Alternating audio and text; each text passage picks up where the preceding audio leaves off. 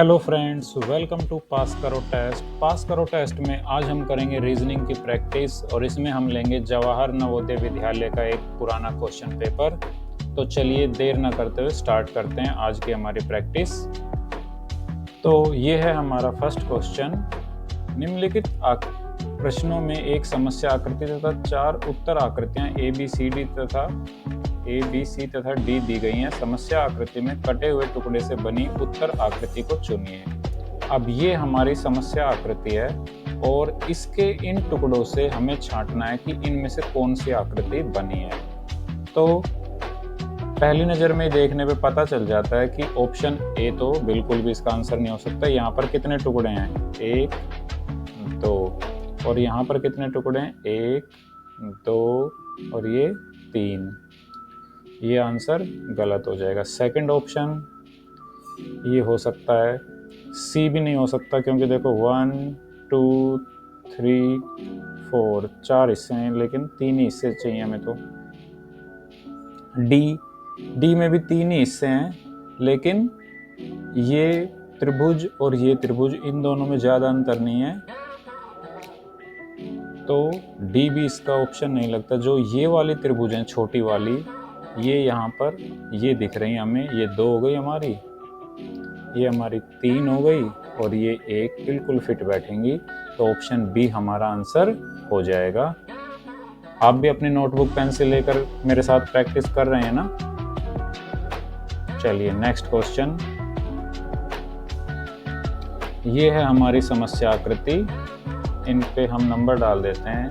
ये हो गया हमारा पार्ट 1, ये हो गया हमारा पार्ट 2 और ये हो गया हमारा पार्ट 3। अब यहाँ पर तो बनी हुई है ये 2 आयताकार आकृतियाँ, तो ये इसका आंसर नहीं हो सकता।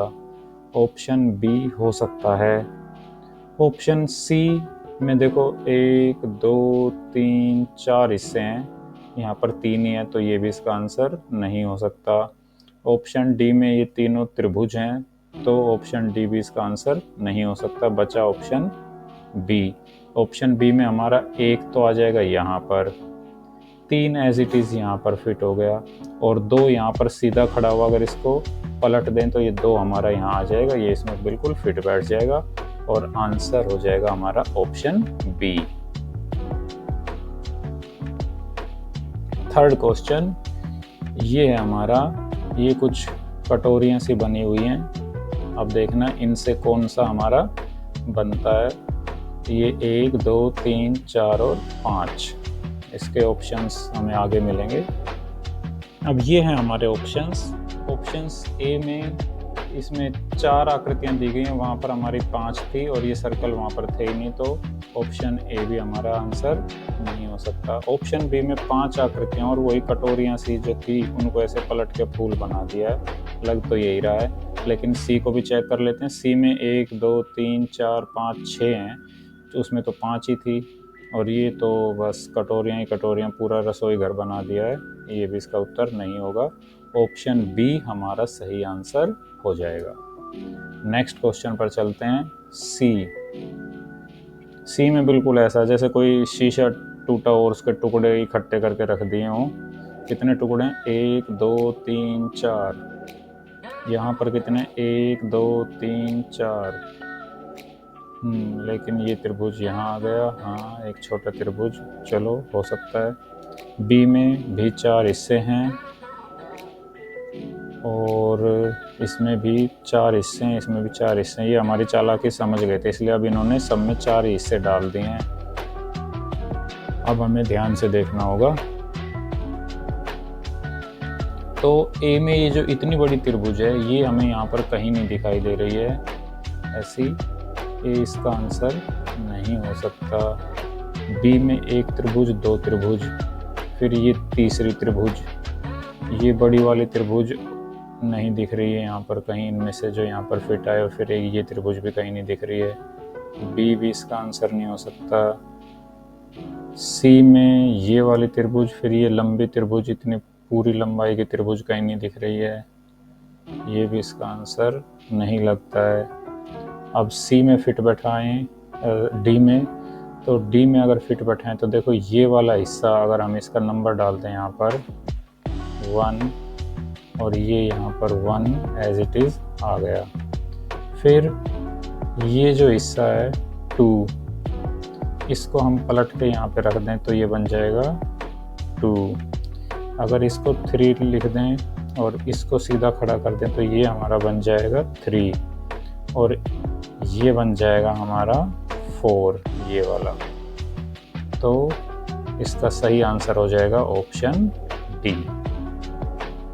आगे बढ़ते हैं।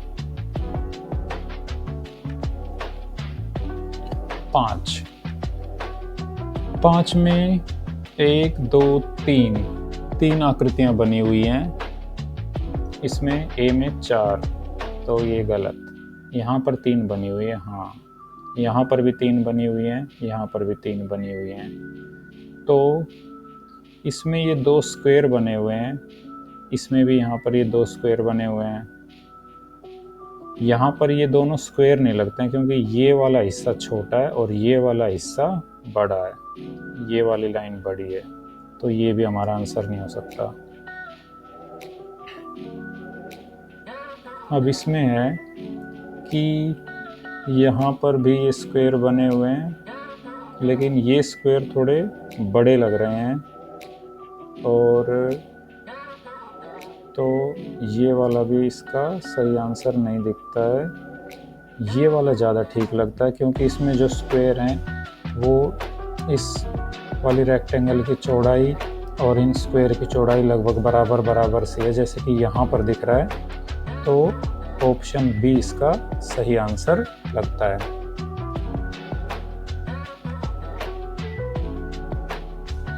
आगे क्या करना है? निम्नलिखित प्रश्नों में से एक प्रश्न आकृति तथा 4 उत्तर आकृतियां ए, बी, सी तथा डी दी गई हैं। निम्नलिखित प्रश्नों में उस उत्तर आकृति को चुनिए जिसमें समस्या आकृति निहित है। ओके, तो ये है हमारी समस्या आकृति और इनमें से हमें ढूंढना है कि ये आकृति कहाँ छिपी हुई है इनमें से। और हम तो जासूस हैं, हमने तुरंत पहचान लिया कि ये यहाँ पर छिपी हुई है। ऑप्शन डी इसका सही आंसर हो जाएगा। चलिए आगे बढ़ते हैं।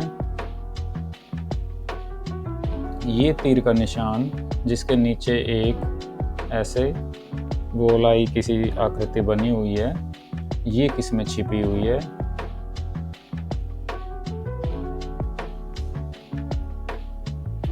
यहाँ पर लगता है कि जैसे ये वाले तीर, इसमें नीचे का हिस्सा पूरा नहीं दिखाया गया है, इसमें भी नहीं दिखाया है, इसमें भी नहीं दिखाया है, इसमें भी नहीं दिखाया है, बस डी में दिखाए गए हैं ये हिस्से। तो जो इसके नीचे का हिस्सा, ये वाला हिस्सा, इसको हटा दें तो ये वाला हमारा यही तीर यहाँ पर हमें ये मिल जाएंगे, एक के बदले 2-2। तो हम इसी को ही सही ऑप्शन मानते हैं, ऑप्शन डी।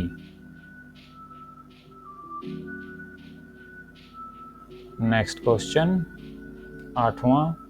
ये हमारी दो लाइनें इस तरफ खींची हैं, 2 इस तरफ पैरेलल लाइनें, इन्होंने एक दूसरे को काटा हुआ है। अब इनमें से हमें ढूंढना है कि ये कहाँ पर मिलेगी। इसमें भी नहीं है, इसमें भी नहीं है, इसमें भी इस तरह की लाइनें नहीं काट रही हैं। यहाँ पर हैं, देखो ये छिपी हुई हैं, ढूंढ लिया हमने इनको। ये लाइन एक तो ये ऐसे आई हुई है, एक ये ऐसे आई हुई है, फिर एक लाइन ये काट रही है और एक लाइन ये काट रही है।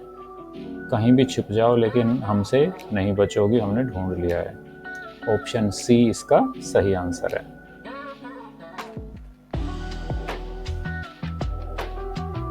नाइन्थ,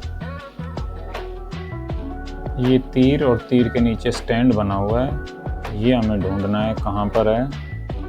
तो इसमें तो कई सारी तीर वाली आकृतियाँ बनी हुई हैं और पूरा देखते हैं इसको अच्छे से। तीर के नीचे स्टैंड, पहले में ये स्टैंड तो कुछ इस तरह से बाहर की तरफ मुड़ा हुआ है, सीधा होना चाहिए। यहाँ पर ये पलट गया है लेकिन स्टैंड सही बना हुआ है। यहाँ पर तीर की तरफ, दूसरी तरफ भी तीर बना हुआ है। अच्छा, ये भी हमारा ऑप्शन नहीं है। ये हो सकता है कि ये तीर के दोनों तरफ तीर और यहाँ पर तीर में जो स्टैंड बना वो नीचे की तरफ है, तो ये भी नहीं होगा। ये हो सकता है, इसको अगर हम घुमा दें 180 डिग्री पे, अभी ये 3 बजे हुए हैं, लेकिन अगर हम इसको घुमा दें 12 बजा दें तो ये हमारा सीधा ये वाला दिखेगा। तो ऑप्शन बी इसका सही आंसर हो जाएगा। 10th क्वेश्चन, समस्या आकृति। समस्या आकृति में बनी हुई है ये दादाजी की छड़ी और हमें इसको ढूंढना है क्योंकि दादाजी को समस्या हो गई है, छड़ी नहीं मिल रही है। तो समस्या आकृति को अब ढूंढ लेते हैं तुरंत। कहाँ पर है दादाजी की छड़ी? ये रही, इस छतरी में।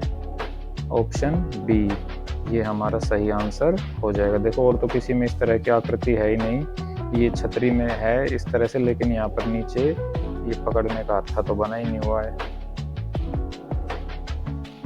नेक्स्ट क्वेश्चन, प्रत्येक प्रश्न में 4 आकृतियां ए, बी, सी तथा डी दी गई हैं। इन 4 आकृतियों में से 3 आकृतियां कुछ हद तक सदृश हैं तथा एक अलग आकृति को चुनिए। अब ये 4 आकृतियां बनी हुई हैं, इनमें से कोई एक है जो बाकियों से किसी तरीके से अलग है। वो तरीका या लॉजिक क्या है और वो क्यों अलग है वो हमें ढूंढना। देखो स्क्वायर, स्क्वायर के अंदर सर्कल, फिर सर्कल के अंदर सर्कल डॉटेड, यहाँ पर सर्कल, सर्कल के अंदर स्क्वायर और फिर यहाँ पर ये डॉटेड सर्कल। ट्रायंगल, ट्रायंगल के अंदर सर्कल, फिर उसके अंदर ट्रायंगल, ट्रायंगल, ट्रायंगल के अंदर स्क्वायर, फिर उसके अंदर ट्रायंगल। तो हमारी पैनी नज़र ने जो ढूंढा है वो ये ढूंढा है कि देखो जैसे यहाँ पर बाहर ट्रायंगल ये बनी हुई है तो अंदर भी ये ट्रायंगल बनी हुई है। यहाँ पर बाहर ट्रायंगल बनी हुई है तो ये अंदर जो डॉटेड वाली मतलब कलरफुल कलर जो है वो भी ट्रायंगल बनी हुई है। यहाँ पर बाहर सर्कल है तो अंदर भी क्या बना हुआ है? सर्कल बना हुआ है। यहाँ पर बाहर स्क्वायर है तो अंदर भी क्या बना होना चाहिए था? स्क्वायर बना होना चाहिए था। तो यही बाकियों से अलग लग रही है, इसलिए ऑप्शन ए इसका सही आंसर हो जाएगा। नेक्स्ट क्वेश्चन पर चलते हैं। 12th क्वेश्चन, ये ट्रायंगल बनी हुई है, ट्रायंगल का एक हिस्सा ऐसे कलर्ड किया हुआ है, फिर यहाँ पर एक लाइन बनी हुई है ट्रायंगल के बाहर और सेकंड में भी। अब इसको हमने पलट दिया जैसे यहाँ पर, फिर ये घूमी 90 डिग्री इधर, फिर इसको घूमना चाहिए था, अगर ये घूमती तो इधर ऐसे, और फिर नेक्स्ट में घूम के ये आ जाती इधर। तो सी ऑप्शन लग रहा है कि सही से नहीं घूमा, ये लाइन अब यहाँ से ऊपर आ जानी चाहिए थी, क्योंकि देखो ये लाइन घूम रही है और ये ट्रायंगल इस तरीके से घूम रही है एंटी क्लॉकवाइज, ये वाली लाइन। तो ऑप्शन सी इसका सही आंसर होना चाहिए। नेक्स्ट क्वेश्चन पर चलते हैं। ये एरो का निशान, अभी इसमें बजे हुए हैं कितने? 12 पर, फिर ये आ गया 9 पर, फिर ये सी में कितने बज गए? सी का एरो अलग दिख रहा है बाकियों से सबसे, बाकी तो सब वैसे भी इनके बीच में 90 डिग्री का एंगल बन रहा है, 90 डिग्री का एंगल बन रहा है, यहाँ पर भी 90 डिग्री का एंगल बन रहा है, यहाँ पर नहीं है, तो सी बाकियों से अलग हो गया। 14th में 2 ट्रायंगल, 2 रेक्टेंगल, फिर यहाँ पर ये क्या है? यहाँ पर तो 2 ट्रायंगल, ये मतलब दोनों सेम फिगर है ना, इसमें भी दोनों सेम है, इसमें भी ये ऊपर वाली और नीचे वाली सेम है, इसमें भी इधर वाली और इधर वाली सेम है, मतलब कि 2 हिस्से हो रखे हैं एक आकृति के और 2 सिमेट्रिकल हिस्से हैं, दोनों हिस्से एक दूसरे के सेम है, लेकिन सी में वो एक दूसरे के सेम नहीं है। 2 हिस्से अगर ये बीचों बीच होता तब तो बन जाता, लेकिन अब इस तरह से किया तो ये सिमेट्रिकल 2 हिस्से नहीं बने, इसलिए सी बाकियों से अलग है और ये हमारा आंसर हो जाएगा। 15th क्वेश्चन, ओके जी, बड़े स्माइल कर रहे हो, इसमें कौन सा होगा? हाँ ठीक है, ये भी स्माइल कर रहा है, ये भी स्माइल कर रहा है, ये भी और ये भी, लेकिन इनमें पैनी नज़र ने क्या ढूंढा? कि इसकी ये जो आईब्रोज इस मतलब ऊपर की तरफ बनी हुई हैं, यहाँ पर आँखों का जो ऊपर का हिस्सा बना हुआ है, बाकियों में सब में कैसे बना हुआ है, नीचे की तरफ है। बाकियों में सब में ऐसे बना हुआ है, लेकिन ऑप्शन सी में ये ऊपर की तरफ ऐसे बना हुआ है। तो ऑप्शन सी बाकियों से अलग है और यही हमारा आंसर हो जाएगा।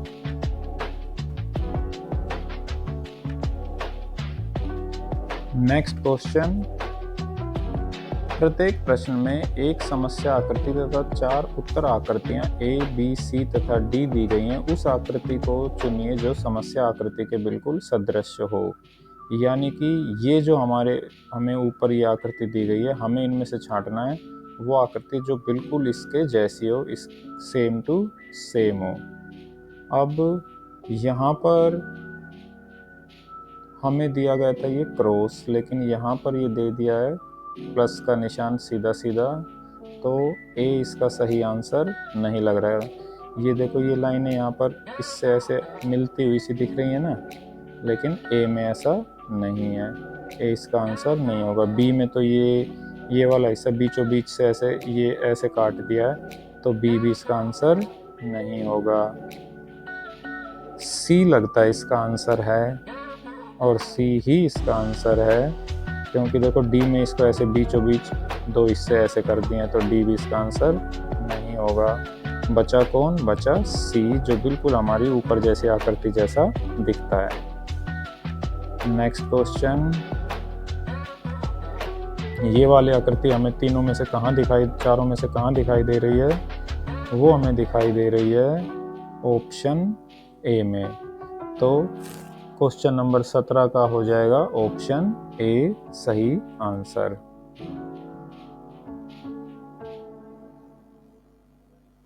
नेक्स्ट क्वेश्चन 18th, ये क्या डिजाइन बना है भाई? जहाँ से ऐसे मुड़ा हुआ है फिर मुड़ा हुआ है। चलो ढूंढते हैं कहाँ पर है ये।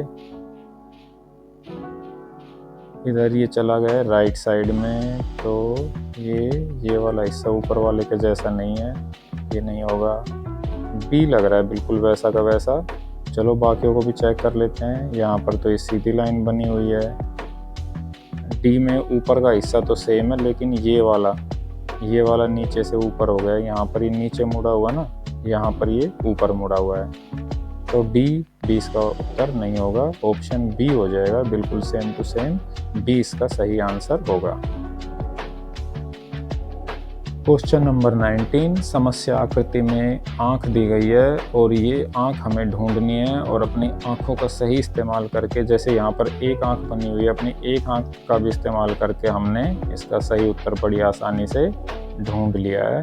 ये हमारा ऑप्शन बी सही आंसर हो जाएगा।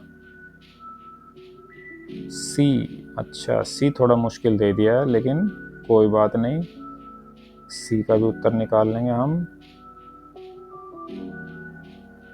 ऑप्शन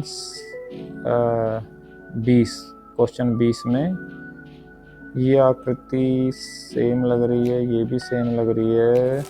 इसमें से इन दोनों में अंतर क्या है? ए और बी में दोनों ही तो सेम लग रही हैं। अच्छा ओके, यस, देखा इस तरह से आंखें धोखा खा जाते हैं कई बार। सी और डी तो हमें देखते ही पता चल गया कि सही आंसर नहीं है, लेकिन बी में क्या है? बी में ये जो छोटे छोटे सर्कल बने हुए हैं, ये बिल्कुल नीचे इस लाइन के पास आ गए हैं, जबकि यहाँ पर ये कहाँ पर है? बीच में। तो ऐसा हमें किस में दिख रहा है? ए में। तो ए इसका सही आंसर हो जाएगा। इस तरह से आज हमने ये 20 क्वेश्चन रीजनिंग के अटेम्प्ट किए हैं। क्वेश्चंस ज़्यादा मुश्किल तो नहीं थे, लेकिन जब हम प्रैक्टिस करते हैं तभी हमें ऐसा लगता है कि ज़्यादा मुश्किल नहीं है। अगर हम प्रैक्टिस नहीं करते तो बहुत आसान लगने वाले क्वेश्चन भी हमारे लिए मुश्किल खड़ी कर देते हैं।